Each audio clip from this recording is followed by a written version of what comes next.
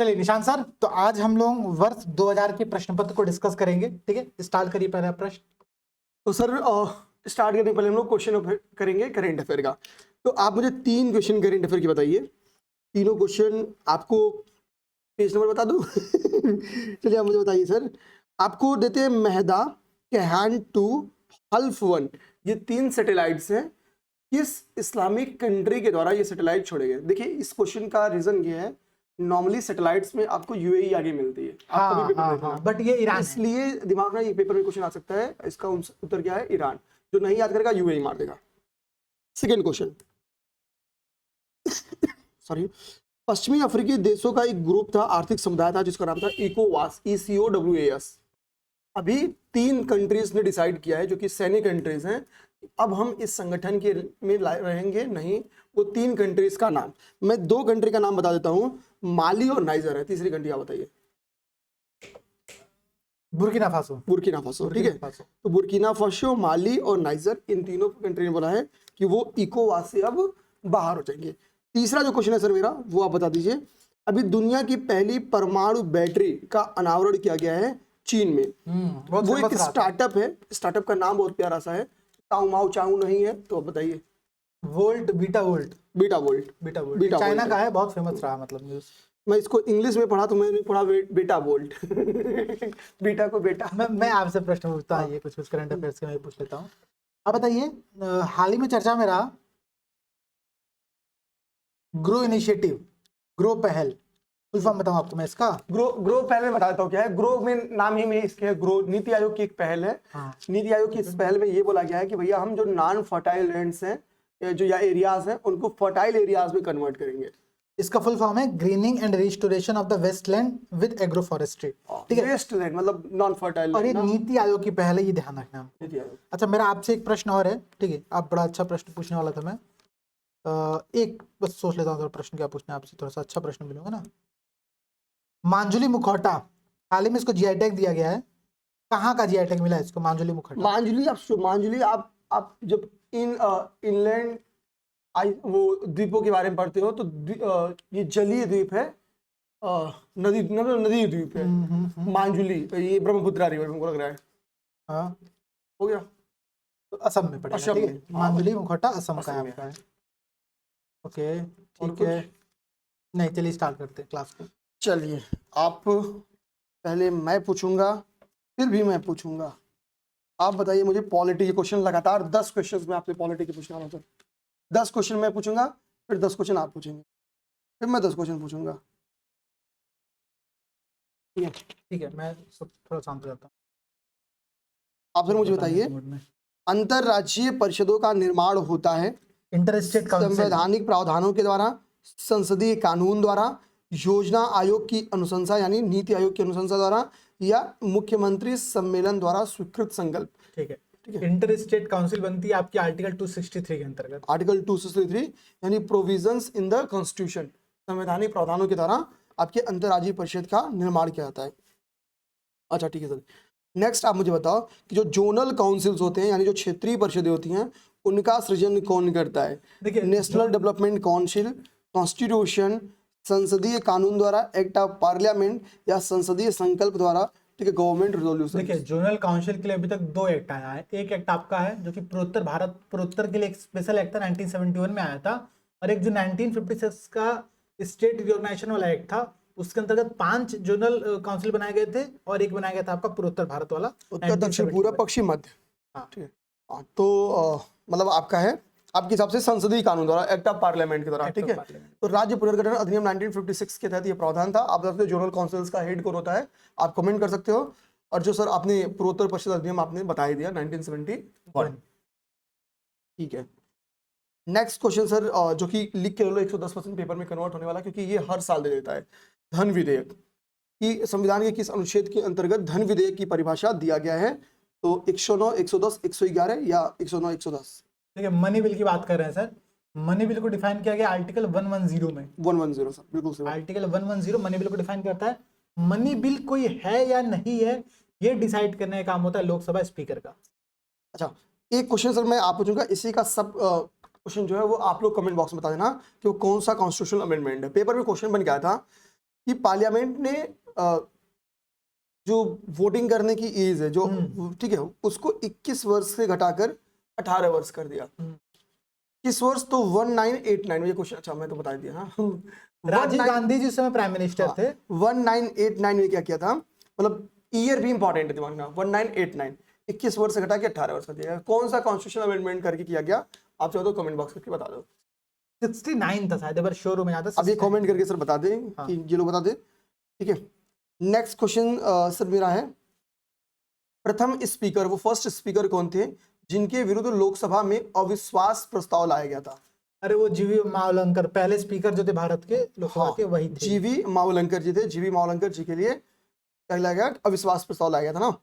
इसी में आप बता दो कि अभी हाल ही जो 18वीं विधानसभा का गठन हुआ है, लोकसभा, सॉरी हाँ, लोकसभा का गठन हुआ है, उसमें प्रोटेम स्पीकर कौन है? ये लोग कमेंट कर दें। हम बता जो वो प्रोटेम स्पीकर हैं वो किस राज्य से या किस विधानसभा?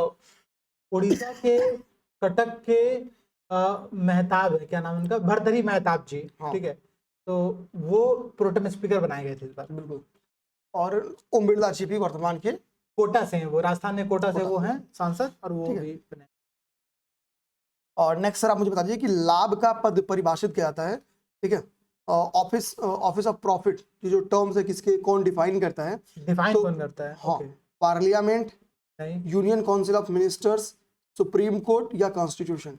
देखिए कॉन्स्टिट्यूशन में क्या किया गया ना, आर्टिकल 102 में ऑफिस ऑफ प्रॉफिट की बात की गई है, लेकिन डिफाइन करने का काम इसको सुप्रीम कोर्ट करता है। सुप्रीम कोर्ट अपने बहुत सारे डिसीजन में इसको डिफाइन करता है कि क्या क्या चीजें हैं इसके अंतर्गत, ठीक है। यानी अगर लाभ के पद का टर्म्स देखोगे तो वो 102 में आ जाता है, 102 में है, आ जाता है। लेकिन इसको डिफाइन करने की जो जिम्मेदारी है वो सुप्रीम कोर्ट की है, ठीक है सर। नेक्स्ट क्वेश्चन की बारी आती है,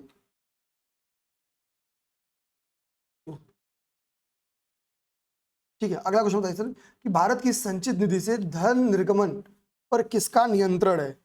कंसोलिडेटेड फंड की बात कर रहे हैं sir, consolidated fund, consolidated fund. मैं बता देता हूँ, देखिए consolidated fund, option A CAG, option B Bharat की वित्त मंत्री, सी कोई अधिकृत मंत्री यानी ऑथराइज्ड मिनिस्टर, या इनमें से कोई नहीं। मैं बताता हूँ, देखिए आर्टिकल 266 बात करता है कंसोलिडेटेड फंड की, संचित निधि की। संचित निधि पर जो भी नियंत्रण होता है वो पार्लियामेंट करती है, तो पार्लियामेंट इसका आंसर होगा। सही, ठीक है। और नेक्स्ट क्वेश्चन मुझे बता दो, अंतरराष्ट्रीय समझौता किस आर्टिकल के थ्रू लागू कराया जाता है? आर्टिकल 249, आर्टिकल 250, आर्टिकल 253 या 252? अगर सेंट्रल गवर्नमेंट कोई भी इंटरनेशनल एग्रीमेंट करती है तो स्टेट के कानून पर भी इसको लागू कराने के लिए उसको आर्टिकल 253 का उपयोग करना पड़ता है, और उसके माध्यम से उसको लागू कर सकती है। ठीक। नेक्स्ट क्वेश्चन, एक तो आप लोग कमेंट करके बताओ वर्तमान में राष्ट्रीय दल की संख्या कितनी है, क्योंकि आम आदमी पार्टी को नेशनल पार्टी के तौर पे शामिल किया गया और 2 पार्टीज को नेशनल पार्टी के दर्जे से हटा दिया गया। तो वर्तमान में टोटल नेशनल पार्टीज कितनी है, एक तो ये कमेंट कर दीजिए आप लोग। सर आप मुझे बताओ कि भारत में कोई भी राजनीतिक दल, कोई भी पॉलिटिकल पार्टी राष्ट्रीय दल के रूप में मान्यता प्राप्त कर सकता है यदि वह राज्य स्तर पर दल है कम से कम 3 राज्यों में, 4 राज्यों में, 5 राज्यों में या 7 राज्यों में? ये तो क्वेश्चन बहुत सिंपल हो गया। अगर कोई भी पॉलिटिकल पार्टी 4 स्टेट में रीजनल पार्टी के तौर पे दर्ज है तो वो नेशनल पार्टी बनने के योग्य हो जाती है। मुझे लगता है कि आम आदमी पार्टी को इसी क्राइटेरिया पर दिया भी गया था, शायद इसी दिया गया था, ठीक है, क्योंकि वो गोवा में भी हाँ। अच्छा, मैं प्रश्न पर वापस आता हूँ कि किसी पॉलिटिकल पार्टी को नेशनल पार्टी घोषित करने के जो 3 शर्तें हैं, वो तीनों शर्तें याद रखना आप लोग, बहुत इंपॉर्टेंट शर्तें हैं और बहुत कंफ्यूजिंग शर्तें हैं। मैं अगर क्लियर करूं सर तो बताऊं, आप मुझे करेक्ट करोगे? हाँ करते हैं। ठीक है, चलिए।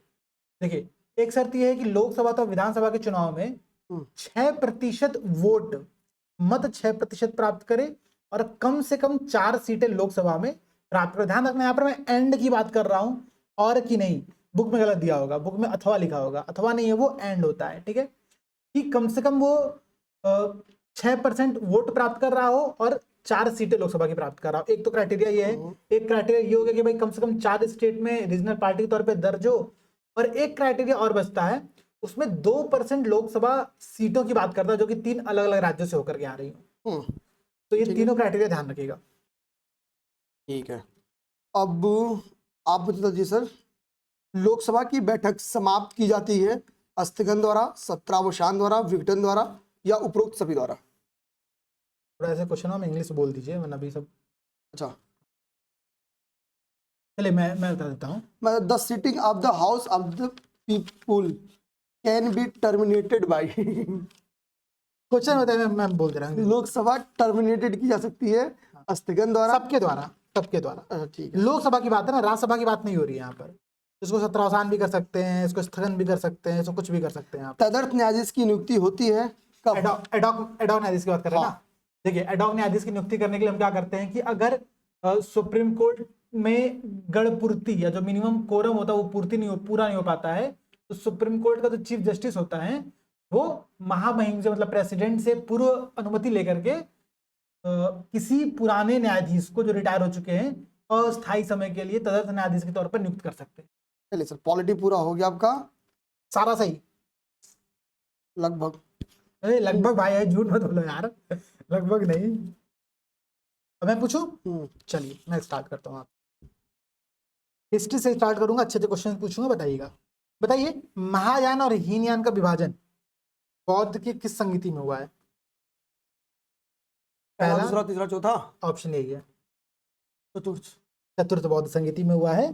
महायान और हीनयान का विभाजन हुआ था। ठीक है, वेरी गुड। चलिए अब आपसे मेरा अगला प्रश्न है कि बुद्ध के जो दो प्रमुख शिष्य थे, आनंद और उपाली, जो कि पहली बौद्ध संगति में प्रेजेंट थे, उनमें किसको धर्म का और किसको विनय का प्रतीक माना गया है? प्रमुख शिष्य थे आनंद, तो आनंद को धर्म का और उपाली को दूसरा वाला प्रगति या क्या बोले हैं, विनय का प्रतीक माना गया। ठीक है, तो आनंद धर्म के प्रतीक है, उपाली विनय के प्रतीक है। Very good. चलिए अब आपसे मेरा प्रश्न है जो कि बहुत ही शानदार प्रश्न होगा। वो अंतिम बौद्ध भिक्षु कौन था जिसको खुद गौतम बुद्ध ने दीक्षित किया था? वो आप लोग कमेंट करते हैं। Very good. चलिए मेरा आपसे प्रश्न है, कलहड़ की जो राजतरंगड़ी है, ठीक है, राजतरंगड़ी, उसको आगे किसने बढ़ाया? ऑप्शन दूं मैं, कैसे बताओगे आप? जोनराज और श्रीधर। जोनराज और श्रीवर और प्रज्ञा भट्ट, तीन लोग हैं, मतलब दो लोग एक साथ मिलकर करते हैं, फिर एक लोग अलग से करते हैं। ठीक है, तो जोनराज, श्रीवर और प्रज्ञा भट्ट, इन तीनों ने कलहड़ की राजतरंगड़ी को आगे बढ़ाया। ठीक है, कलहड़ की राजतरंगड़ी को आगे बढ़ाया। लाइट आ गई है, क्या लाइट नहीं चल रही इस समय? चलिए अगला प्रश्न निशांत मेरा आपसे, हमने डिस्कस किया हुआ है इसको। डिपार्टमेंट ऑफ पब्लिक वर्क, लोक निर्माण विभाग, इसकी स्थापना किसने की थी? लोक निर्माण विभाग की स्थापना फिरोज शाह तुगलक ने किया हुआ है। ठीक है, अच्छा ये बताइए आप मुझे कि ऐसा कौन सा राइटर है जिसने अपनी पुस्तक में इस बात का उल्लेख किया कि नगाड़ों की भारी ध्वनि के बीच में एक स्त्री को सती किया जा रहा है? सती प्रथा का उल्लेख, अगर टेक्सुअल उल्लेख आप देखोगे तो खैर कई जगह मिलता है, बट मेडुअल पीरियड में एमबीटी के ड्यूरेशन में आया था मोरक्को का इब्न बतूता। ठीक है, इब्न बतूता अपनी बुक रेहला में बात बताता है कि भारत में सती प्रथा मौजूद थी और उसको नगाड़ों के सामने सम्मान स्वरूप उसको, तो मार रहे हो ऊपर से हाँ, नगाड़े इतने तेज बजा रहे थे। बेसिकली उसका एक रीजन ये भी था कि आवाज जो चीखने की हो वो बाहर ना था, किसी को सुनाई ना पड़े, मतलब उसकी आवाज किसी जो बाहर लोग खड़े हैं उनके कान में ना पड़े कि लोग बचाने चले जाए। चलिए अब आपसे मेरा अगला, इसमें मतलब मैं एक पॉइंट ऐड कर दे रहा हूँ। और इब्न बतूता ने अपनी इस पुस्तक में डाक व्यवस्था का, गुप्तचर व्यवस्था का, विदेशी व्यापारी समय आ रहे तो उनका, इन सब का जिक्र अपनी बुक में किया हुआ। तो माने अगर प्रश्न ये पूछ दे कि किसने डाक व्यवस्था को उल्लेख किया है, तो इब्न बतूता ही वो है। ठीक है, चलिए अगला प्रश्न है कि ऐसा कौन सा शासक है जिसने एक तरफ संस्कृत मुद्रालेख, संस्कृत इंस्क्रिप्शन, और दूसरे साइड मतलब वो चांदी का सिक्का, एक तरफ संस्कृत इंस्क्रिप्शन वाला चांदी का सिक्का किसने जारी किया था? ऑप्शन दे रहा हूं मैं दूसरी आपको, तरफ अरबी लिखवाया था।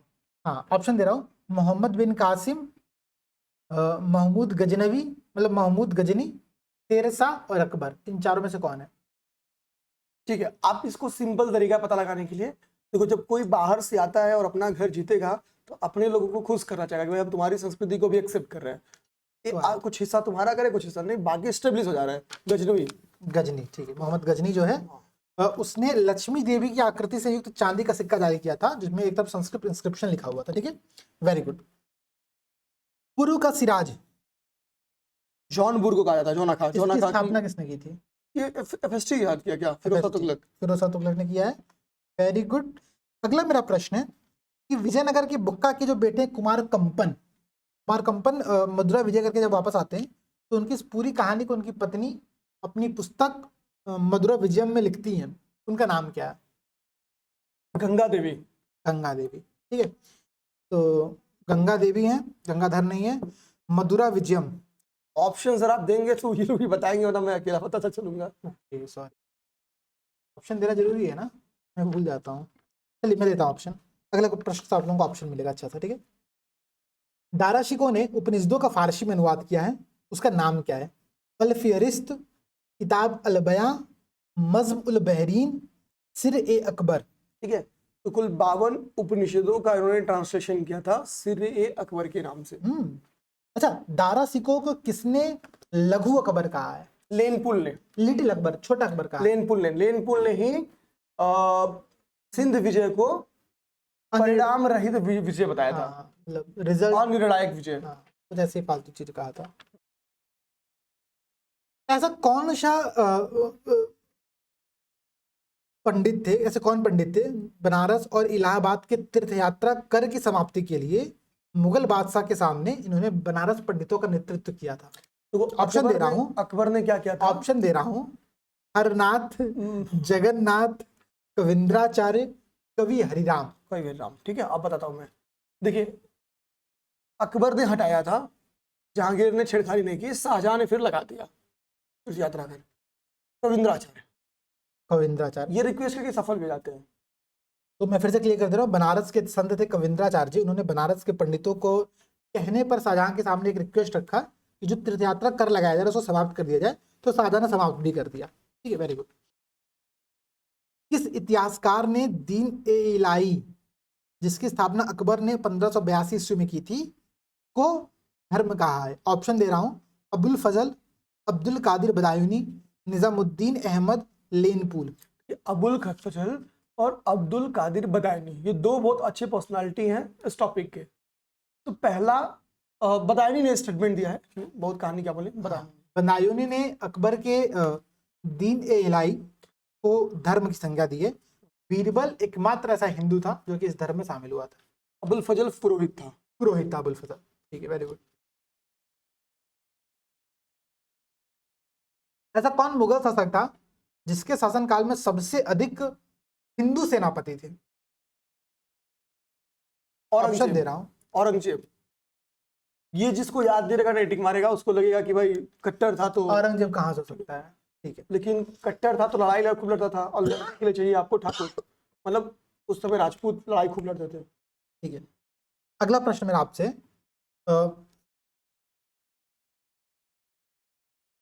द्वितीय ताजमहल, ठीक है, या बीबी का मकबरा, या ताजमहल की घटिया नकल, या दक्षिण का ताजमहल, किसको कहा जाता है? देखिए भैया, औरंगाबाद नगर की नींव रखी गई थी औरंगजेब ने अपने नाम पे, और किसी की भी कोई नकल करेगा तो केवल घटिया नकल ही करेगा। तो बीबी का मकबरा। बीबी का मकबरा, मतलब कौन, किसका मकबरा? ऑप्शन दे रहा हूँ, अनारकली का मकबरा, इत्माउद्दौला का मकबरा। इत्माउद्दौला तो जेंट्स थे, पहली बात। क्या पता, भरोसा नहीं है किसी का भी भाई। राबिया उद्दरौनी का मकबरा। राबिया उद्दरौनी, ये उनकी पत्नियों में से प्री पत्नी थी, तो इसके लिए उन्होंने मकबरा बनवाया था, मतलब सही बात है, ठीक है। चलिए, ये हो गया। अगला प्रश्न मेरा आपसे है, सिंपल प्रश्न, ये डिस्कस नहीं करूंगा मैं आपसे। अब मुझे ये बताओ कि जो सिविल मैरिज एक्ट 1872 आया था, उस एक्ट में लड़कियों की शादी की न्यूनतम उम्र क्या थी? 18 लड़का 14 लड़की, 14 लड़की। लेकिन इसमें बहुपत्नी प्रथा को भी समाप्त किया। इसमें एक शर्त ये भी थी कि कम से कम एक पक्षकार ईसाई हो। यही केस है कि रुक्माबाई वाला केस इसमें नहीं शामिल हो पाता है, तो रुक्माबाई केस के लिए फिर से पूरा अलग कांड होता है, हमने उस पर वीडियो बनाया हुआ था, ऑलरेडी, ठीक है। चलिए, वेरी गुड। मिरात उल अखबार किसकी रचना है? ऑप्शन दे रहा हूं मैं, किसकी पत्रिका है? लाला लाजपत राय, राजा राम मोहन राय, सर सैयद अहमद खान, इनमें से कोई नहीं। मिरात उल अखबार, लाला लाजपत राय बोला है, राजा राम मोहन राय और सर सैयद अहमद खान। नहीं, राजा राम मोहन राय। राजा राम मोहन राय की फारसी भाषा की पत्रिका है, ध्यान रखिएगा। संवाद कौमुदी, ये सब संवाद कौमुदी, और इसीलिए इनको भारतीय पत्रकारिता का अग्रदूत भी कहा जाता है। कई सारे टाइटल्स इनको दिए जाते हैं, ठीक है, राजा का भी टाइटल मिला ही हुआ है, अकबर द्वितीय ने दिया था। अकबर द्वितीय ने टाइटल दिया था, ठीक है, वेरी गुड।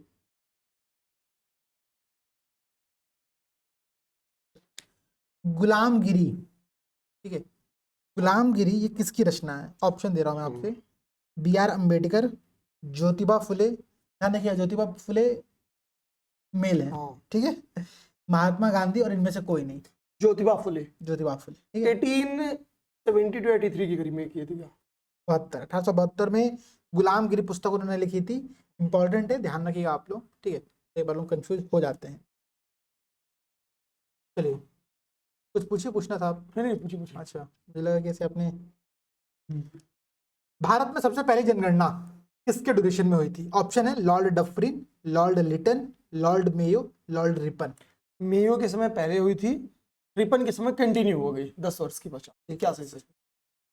चलिए अब आप पूछिए, मैं बाद में पूछूंगा, बहुत क्वेश्चन पूछे मैंने लगातार। ठीक है, अब जो नेक्स्ट मैं आपसे पूछने वाला हूँ वो पूछने वाला हूँ इकोनॉमिक्स। इकोनॉमिक्स में अगर कुछ अच्छा होगा क्वेश्चन तभी पूछेंगे, नहीं होगा तो नहीं पूछेंगे।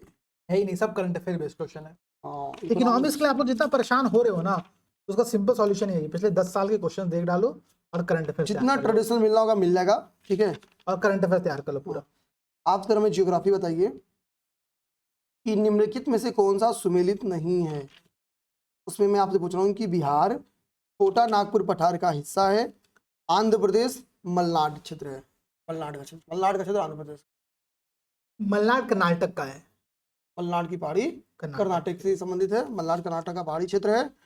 बाकी बिहार छोटा नागपुर का पठार तो बहुत लंबा विस्तार है, तो सब शामिल है। छत्तीसगढ़ के मेन क्षेत्र में पड़ जाता है आपका। आप इसके बाद से मुझे बताइए सर, छत्तीसगढ़ का नाथपा झाकड़ी परियोजना, नाथपा झाकड़ी परियोजना किस नदी पे स्थित है? रावी, ब्यास, झेलम या सतलज? सतलज। सही है। सही सही कर दिया। तीन बांध परियोजना इसी ऑप्शन में ये बताइए। रावी नदी है आपका। रावी नदी। तीन बांध। तुलबुल परियोजना इसी ऑप्शन में बताइए। झेलम। नेक्स्ट क्वेश्चन आप, ठीक है, फिबोस और डिमोस किसके दो सैटेलाइट्स हैं? मंगल, बृहस्पति, शनि या शुक्र? मंगल के होंगे। मंगल के हैं। मंगल को हम लोग रेड ग्रह के नाम से भी जानते हैं, लाल अब ग्रह। मंगल का इंक्लिनेशन जो है वो पृथ्वी के समान है, तो उसकी टाइम पीरियड समान बन जाता है, वो ध्यान रखिए। मार्टिनिक जो कि एक हम लोग कह सकते हैं कि डिपेंडेंट टेरिटरी है किस कंट्री की? स्पेन, फ्रांस, डेनमार्क या ऑस्ट्रेलिया? फिर से बोलेगा। मार्टिनिक जो कि एक डिपेंडेंट टेरिटरी है, अधीन क्षेत्र है किस कंट्री की? स्पेन, फ्रांस, डेनमार्क या ऑस्ट्रेलिया? डेनमार्क नहीं, डेनमार्क नहीं, सॉरी सॉरी, डेनमार्क ग्रीनलैंड है। ऑस्ट्रेलिया भी हटा दीजिए। पहला तो ऑप्शन क्या बोला आपने? France, Denmark, Australia, USA. France. USA का है सांता क्रूज, फ्रांस का है मार्टिनिक, डेनमार्क का है ग्रीनलैंड, ऑस्ट्रेलिया का है क्रिसमस द्वीप। सही बताया था ना। अक्सर लोग ऑस्ट्रेलिया मतलब क्रिसमस द्वीप और सांता क्रूज में फंस जाते हैं। ऑस्ट्रेलिया क्योंकि क्रिसमस एक तरफ है, सांता है, वो उल्टा मिला देते हैं। तो जान रहे क्रिसमस द्वीप ऑस्ट्रेलिया है, सांता क्रूज आपका यूएसए है। ठीक है ब्रो, याद रहेगा। ठीक है, नेक्स्ट क्वेश्चन, निम्नलिखित में से कौन सा गलत स्टेटमेंट है? पृथ्वी के अक्ष के उत्तरी सिरे को उत्तरी ध्रुव कहते हैं। कहते हैं। हाँ, बहुत अच्छी जानकारी है। 45 डिग्री अक्षांश की लंबाई विषुवत रेखा की आधी होती है, तो 45 डिग्री अक्षांश है। 90 डिग्री का आधा 45 डिग्री हो गया। हाँ। और कुछ? पृथ्वी के पृथ्वी के अक्ष की समानांतरता है, पता नहीं हटाइए सब जो क्वेश्चन हो गया। चलिए ठीक है, ये दो स्टेटमेंट था। आप बताइए कि निम्नलिखित में से कौन देशांतर प्रधान यामायोत्तर के साथ ग्लोब पर बृहत वृत्त का निर्माण करती है? 0 डिग्री, 90 डिग्री वेस्ट, 180 डिग्री या 90 degree east? Prime meridian line की बात कर रहे हैं सर, लॉन्गिट्यूड की बात कर रहे हैं कि कौन पूरा एक सर्किल बनाता है। तो भाई ये 0 डिग्री हो गया, 180 डिग्री को ऐड कर दोगे तो 0 180 पूरा मिलकर सर्किल बना लेगा। सिंपल सा क्वेश्चन था। ठीक है सर। उत्तरी सागर और बाल्टिक सागर को जोड़ती है पनामा रिवर, स्वेज कैनाल, कील नहर या सो नहर? नॉर्थ सी और बाल्टिक सी की बात कर रहे हैं। नॉर्थ सी और बाल्टिक सी, ये कीन नहर है, कीन कैनाल है शायद। कील कैनाल है, कील कैनाल। ठीक है। और सू नहर तो हम लोग पहले ही पढ़े हैं। सू नहर आप लोग बताओ भी एक बार। सुपीरियर झील और ह्यूरॉन को जोड़ती है। इसके लिए हम लोग शॉर्ट वीडियो बनाए हैं, कई सारी चीज बना दी थे। शॉर्ट वीडियो सारा देख डालो, दोबारा रिवाइज कर डालो। बकवास की वीडियोस नहीं बनाते, जो काम लायक रहता है, जो बहुत जरूरी होता है। जैसे आप करेंट अफेयर में देखोगे कि हाइड्रोजन टर्म्स कई जगहों पे आए हुए हैं, मतलब हाइड्रोजन कुछ ना तो प्लांट, कुछ हाइड्रोजन कुछ ना ये, कुछ स्टार्ट किया जा रहा है, तो आप कंफ्यूज में आ जाओगे। तो मेरा काम है कंफ्यूजन को दूर करना, और आपका काम है वीडियो अच्छी लगे तो चैनल को सब्सक्राइब करना, तो मैं उसको करा नहीं दूंगा। एक सर हम चैनल बनाते हैं जहाँ पे केवल बकवास की बातें की जाएंगी। ठीक है, आइए सब भाई सब पढ़ने वाले लोग हैं, पढ़ने दीजिए सर।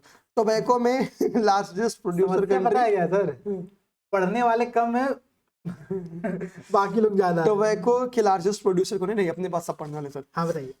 टोबैको के लार्जेस्ट प्रोड्यूसर कंट्री चाइना है क्या? चाइना है sir. Okay, raw updated silk आ का, रहा है, updated हाँ आ रहा है। अपडेटेड है। रॉ सिल्क का भी चाइना है, सोयाबीन का ब्राजील है। ये अपडेटेड है, मैं वही पूछ रहा हूँ जो अपडेट कर दिया हूँ, जो नहीं किया हूँ वो नहीं पूछूंगा, विश्वास रखो आप लोग मेरे पे। मुझे पता यही आपको मेरे पे नहीं है। एक बार क्वेश्चन बन के आया कि संसार का निम्नतम प्रजनन दर है, the lowest fertility rate in the world, और तब ऑप्शन में दिया था चाइना, इटली, स्वीडन, यूएसए। मैं आज इसमें ऑप्शन में एक चेंजिंग करूंगा, इसमें जो मन करे एक ऑप्शन हटा के वहां पे आप साउथ कोरिया रख दीजिए। करंट अफेयर्स में पढ़ा हमने, ये घटना साल की मैगजीन ठीक में है, दिया हुआ है। तो अभी करेंट में the lowest fertility rate in the world south Korea हो गई है। ठीक है, हो गया सर, पूरी की पूरी आपसे ज्योग्राफी पूछ डाली मैंने। पूरा पूछ डाला? हाँ सर, इतना ही आया था। चलिए मैं थोड़ा सा आगे बढ़ता हूँ तब। आप मुझे बताओ, एक पत्रिका इसका नाम है युगांतर, युगांतर, हाँ। युग अंतर, हाँ। ये किसकी रचना है? मित्र मेला पहले था, बाद में युगांतर। अभिनव भारत अरे मित्र मेला वो अरे अलग तब ये चीज है। ये है, मैं युगांतर के सावरकर जी क्या? अभिनव भारत किसका था? अरे गड़बड़ा गया यार। अभिनव भारत मित्र अरविंद- मेला ये अरविंद सावरकर घोष। जी का था। बारिंद्र घोष, बारिंद्र घोष। ठीक है, भाई गड़बड़ा बारिंद्र गया, घोष सॉरी। का युगांतर है। बारिंद्र घोष। ठीक है, तहजीब उल इखलाक, अखलाक। अखलाक, तो तहजीब कौन सिखाएगा? तहजीब मतलब सभ्यता संस्कार से संबंधित होता है। कौन सिखाएगा?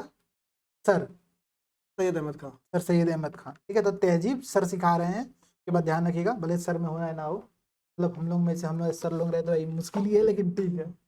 चलिए ये हो गया। Okay very good. हरिपुरा अधिवेशन जो हुआ था 1938 में, जिसकी अध्यक्षता सुभाष चंद्र बोस ने की थी, आप बताएंगे क्या वो किस स्टेट में है हरिपुरा? हरिपुरा गुजरात में सर। हरिपुरा गुजरात में। यहीं पर एक नेशनल प्लानिंग कमीशन बनाया गया था, अध्यक्षता नेहरू जी ने किया था। अध्यक्षता छोटे नेहरू ने किया था। एक स्टेटमेंट दे रहा हूँ, लॉर्ड विलिंगटन का स्टेटमेंट, क्वेश्चन ही मैंने आंसर बता दिया।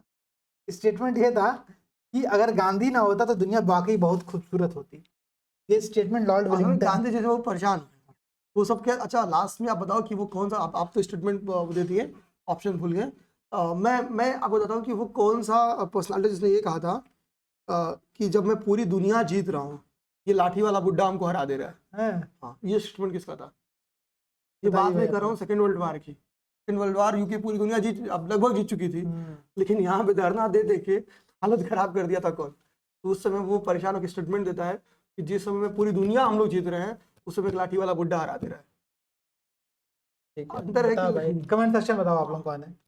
तो लॉर्ड विलिंगटन का ये स्टेटमेंट ध्यान रखना। एक स्टेटमेंट यहाँ पर ये दिया हुआ है कि मोहम्मद अली जिन्ना को हिंदू मुस्लिम एकता का अग्रदूत किसने कहा था?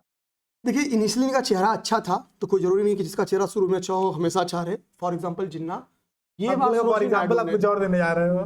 ठीक है, ठीक है। सरोजिनी नायडू 1918 में उन्होंने इनको हिंदू मुस्लिम एकता का अग्रदूत कहा। Very good, I like this. Okay ठीक है, ये बताइए, ये हम जल्दी हम याद नहीं करते हैं। गोलमेज मतलब राउंड टेबल कॉन्फ्रेंस जो हुआ था, उसमें भारतीय ईसाइयों का, क्रिश्चियंस का प्रतिनिधित्व, रिप्रेजेंटेशन किसने किया? केटी पाल। केटी पाल। गांधी जी राजपूताना में बैठ के गए थे, एसएस राजपूताना। महिलाओं का रिप्रेजेंटेशन नायडू ने किया था, नायडू जी ने किया। मालवीय जी भी इनके साथ गए थे, लेकिन कांग्रेस की तरफ से नहीं थे। वो हिंदू महासभा की तरफ से शायद। और हाँ, और अब मैं बता देता हूँ, कोई अम्बेडकर जी पैलेस, तीनों में गए कोई थे। पैलेस था, सेंट कोई पैलेस करके था, वहां पे मतलब गांधी जी चढ़ रहे थे, तो अर्धनग्न फकीर कह के इनको संबोधित किया गया था। ठीक है,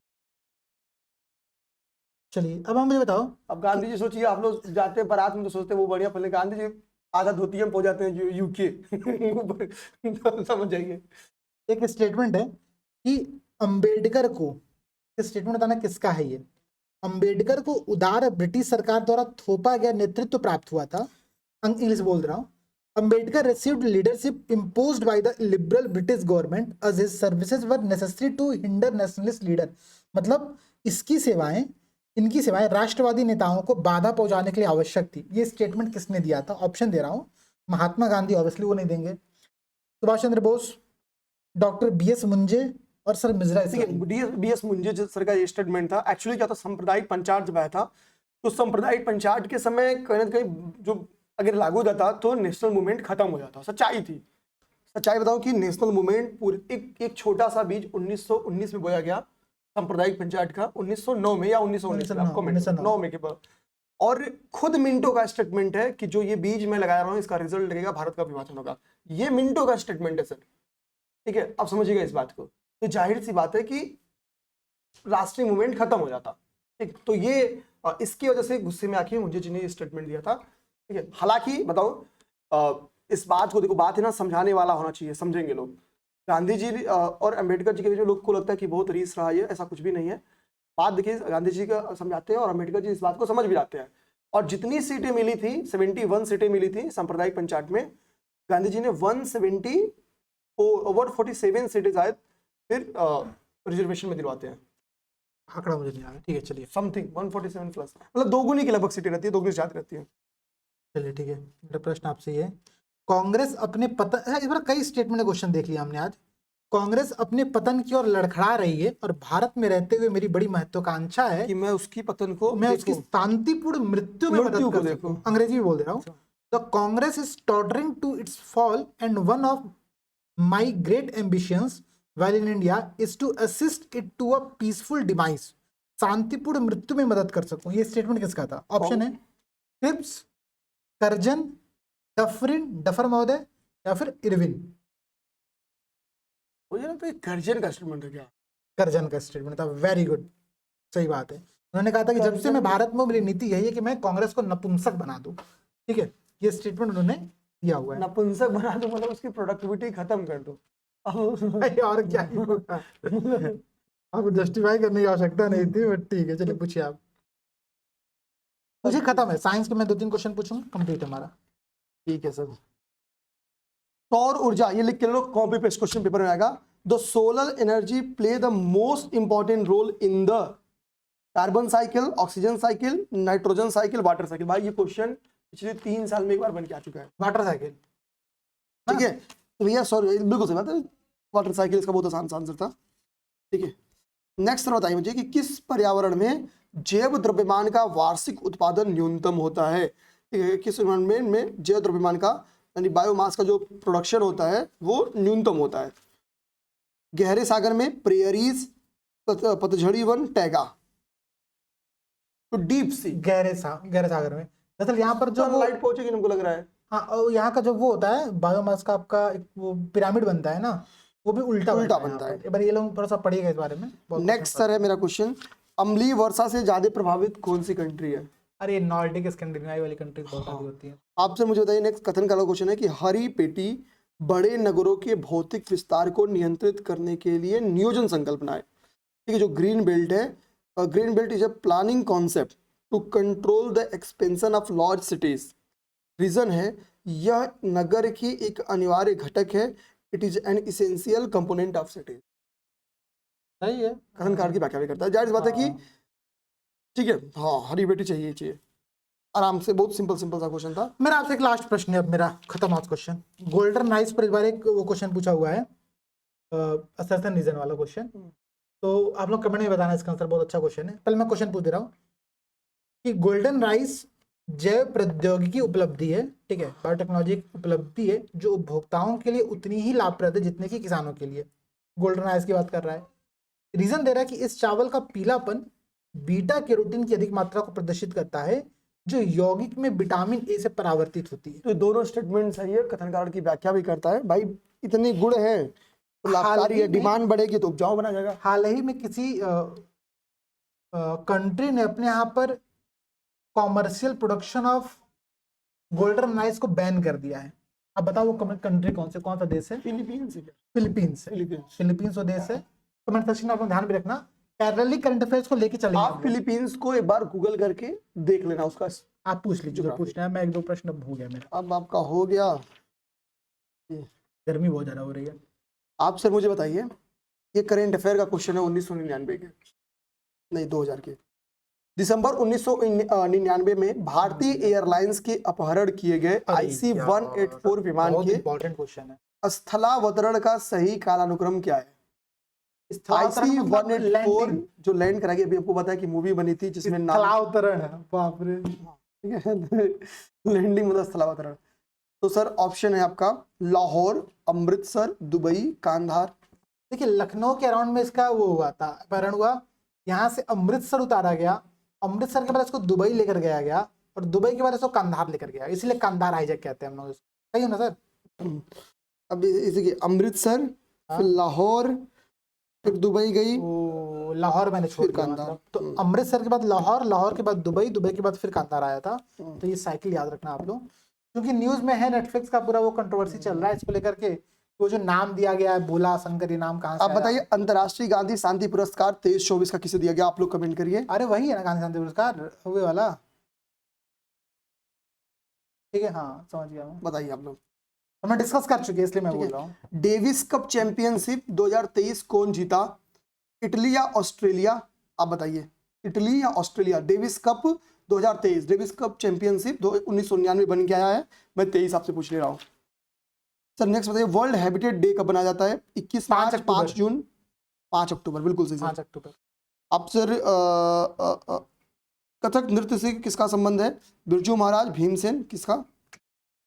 बहुत आसान है, बिरजू महाराज। 13 ताली लोक नृत्य राजस्थान का लोक नृत्य है, याद कर जाइए। तारागम। ये वही नृत्य है जिसमें रामदेव बाबा का कुछ जिक्र मिला था शायद नीचे, शायद नहीं पता मुझे, एक्सप्लेनेशन देखिए इसको एक बार। नहीं। हाँ से पुरुष बाबा रामदेव की जी के भजन और यश गाथाएं गाते हैं। ये वही बाबा रामदेव है क्या? हाँ नहीं यार, जब तुम्हें बता दो कमेंट नहीं। तारागम धार्मिक लोक नृत्य संबंधित है तमिलनाडु से। अब आंसर बता दे रहा हूँ। 13 ताली लोक नृत्य का संबंध है आपके राजस्थान से, कारागम का संबंध है आपके तमिलनाडु से। ठीक है। संगीत यंत्र जो सितार होता है वो वीणा और तंबूरे का मिक्सचर होता है। अमीर खुसरो ने किया। ठीक है। और करमापा लांबा तिब्बत के बुद्ध संप्रदाय के किस वर्ग से आते हैं, ये आप बता दीजिए। बता दिए सर ने, कंग्यूपा। कंग्यूपा। ठीक है। तो ये 4 क्वेश्चन था, मिसलिनियस 5 क्वेश्चन करा दिया। करंट अफेयर के क्वेश्चन बहुत इंपॉर्टेंट थे। देखिए व्यास सम्मान 23-24 पेपर में क्वेश्चन बन के आया था। अब वर्तमान में याद करिए, व्यास सम्मान 2023-24 किसे दिया गया। इसके बाद से आप अगला चाहें तो अंतर्राष्ट्रीय गांधी पुरस्कार मैंने आपसे पूछा ही, डेविस का पेपर में आया था, ये भी इंपॉर्टेंट है। IC-184 आया था, ये भी इंपॉर्टेंट है। दादा साहब फाल्के पुरस्कार पूछा था, ये भी इंपॉर्टेंट है। ये सारा आपके लिए इंपॉर्टेंट है। आप चाहो तो इसके अपडेटेड वर्जन तैयार कर लो। ठीक है सर, आप यहाँ से क्लास को ब्रेक कर लेते हैं। चलिए, ओपन टेस्ट आप लोगों को होने वाला 15 तारीख को। इसी में एक चीज और बताऊंगा, इस समय भी लोकसभा का इलेक्शन था, तो पूछा था कि कैटेगरी वाइड कि इस राज्य में कितनी लोकसभा की सीटें हैं, इस राज्य में कितनी लोकसभा की सीटें हैं। तो आप लोग भी दिमाग रखना, लोकसभा की सीटें तैयार कर लेना। ठीक है। 6 जगहों पे बीजेपी ने क्लीन चिट किया है इस बार। क्लीन चिट नहीं किया है, क्लीन स्वीप किया है। माफ करना भाई, गलती से सच्चाई निकल गया थोड़ा सा। उड़ीसा में 1 सीट कम है, बाकी सारी बीजेपी ने जीती थी। ये 7 सीट। अभी हरियाणा में इलेक्शन है, ये तैयार कर जाइएगा, वगैरह वगैरह। और पार्टी वाइज सीटों की संख्या कम से कम टॉप 6-7 पार्टियों की सीटों की संख्या याद कर जाइएगा। पेपर में ये भी क्वेश्चन बन गया है, इसलिए बता रहा हूँ। अब मैं ओपन टेस्ट बता दूं, ओपन टेस्ट का पेपर बन चुका है, हम लोग प्रूफ रीडिंग कर रहे हैं बैठ करके 2 दिन से। उसमें बहुत सारे हम लोग इंप्रूवमेंट करा रहे हैं ताकि पेपर आप लोग को अच्छा लेवल का जाए। करीब इस बार 3000 एस्पिरेंट अभी तक रजिस्टर हो चुके हैं, वो लोग एग्जाम देने वाले हैं। तो आप लोग भी में शामिल हो, अपनी रैंकिंग देखो, अपना असेसमेंट करो। और जो लोग गोरखपुर से होंगे वो फोन नंबर पे फोन कर लेना, स्क्रीन पे नंबर जा रहा हूँ। हाँ ठीक है, तो फोन नंबर पे फोन कर लेना, आपको डिटेल भेज देगा, वहाँ डिटेल भर लेना और आपको उसके बाद से एड्रेस बता दिया जाएगा, वहाँ पे आके पेपर देना रहेगा। ठीक है, चलिए, जय हिंद दोस्तों।